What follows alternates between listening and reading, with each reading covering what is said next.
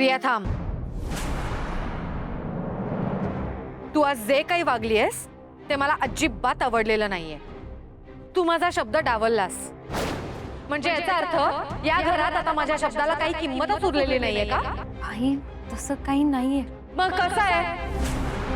तू माझ्या श्रद्धेचा, माझ्या चांगुलपणाचा गैरफायदा घेतलायस. तू या घरची सून आहेस. जसे तुला अधिकार आहेत तशा काही मर्यादा सुद्धा आहेत, हे लक्षात ठेव. आणि यापुढे हे असलं काहीही करण्याचं धाडस करू नकोस.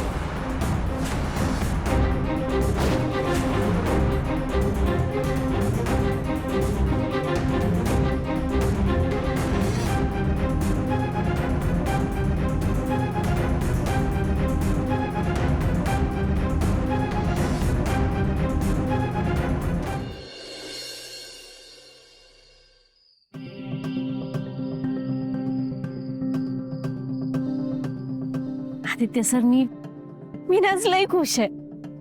ते दिसतंय. आणि माझी अशी इच्छा आहे की तू रोजच अशी असेल. पण आज काय स्पेशल आहे? आदित्य सर, स्वतः देवी यांनी माझी सवाष्णी म्हणून पूजन केलं आणि सवाष्णीचं वाण सुद्धा दिलं मला. हे बघा.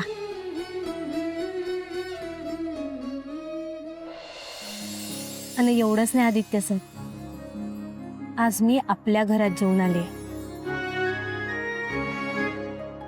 क्या बात है. आणि हा चमत्कार घडला कसा? प्रिया मॅडमनी गुरुवारच्या सवाष्णीचं पूजन ठेवलेलं, मला सुद्धा बोलवलं. मला लई आनंद झालाय. मी लई खुश आहे आज. तुला सांगू पारू, आईने आपल्याला किती दूर केलं ना, तिचं आपल्यावरचं प्रेम काही कमी होणार नाही.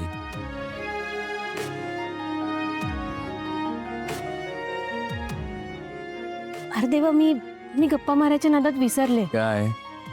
उद्याच्या कार्यक्रमाची तयारी झाली आहे ना? झाली आहे, सगळी तयारी झाली. चल.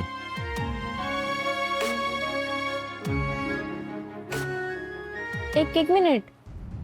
काय कसला विचार करताय? आई येईल ना इनॉग्रेशनला? मी सांगितलंय ना तुम्हाला, देवी आई कार्यक्रमाला नक्की येतील. आपल्या मुलाला आशीर्वाद द्यायला ते येणार नाहीत असं कधी होईल का? तुम्ही नका काळजी करू, देवी आई नक्की येतील.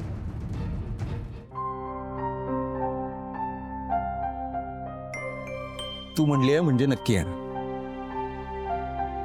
तू पण हवी आहेस मला तिथे. तुमची आई आणि तुमची बायको तुमच्या कार्यक्रमाला नक्की येतील. मी पटापटा पेपर लिहेन आणि पटापटा तिकडे येईन.